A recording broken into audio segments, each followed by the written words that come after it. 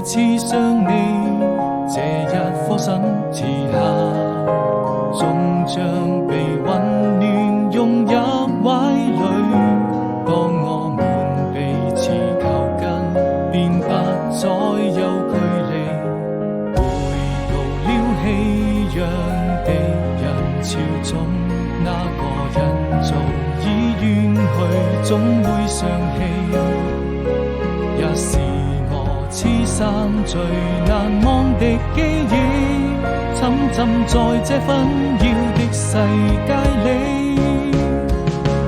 當我逐漸迷失自己，感謝能遇見你，每次擁抱之後卻留下無聲的嘆息。我千萬遍告訴自己，